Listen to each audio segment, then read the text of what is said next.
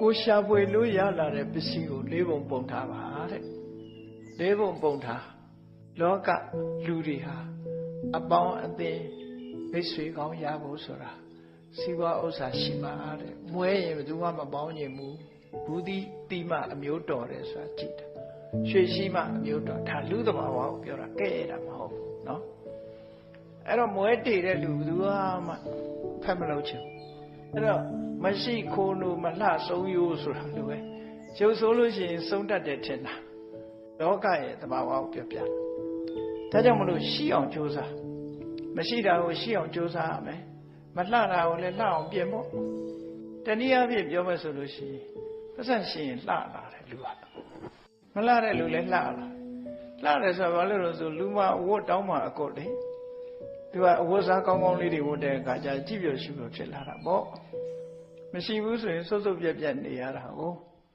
မြတ်စွာဘုရားမင်းစီးပွားဥစ္စာကြိုးစားရှာတဲ့မိတ်ဆွေပေါင်းသင်းဆိုတာဟာ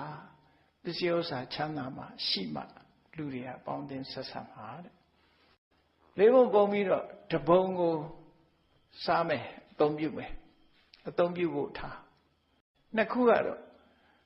အရင်နေ့တစ်ခုအသုံးလုပ်ပြီးတော့စီးပွားထပ်ပြီးတော့တိုးအောင်ကြိုးစားအကုန်မရင်းရဘူးလို့ပြောတာနော်အကုန်ရင်းရင်ရှုံးရင်ပါသွားမှာပေါ့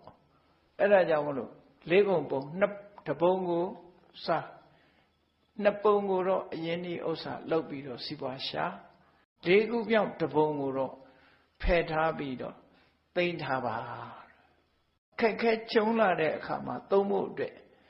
လေးခုမြောက်တပုံကိုတော့နော် emergency ဆိုပြီးသိမ်းထားပါ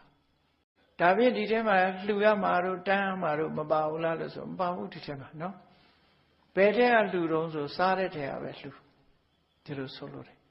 ကိုစားတဲ့ထဲကချိုးချံပြီးတော့လှူပိုးမြတ်တယ်အဲ့ဒါမြတ်စွာဘုရားကိုယ်တိုင်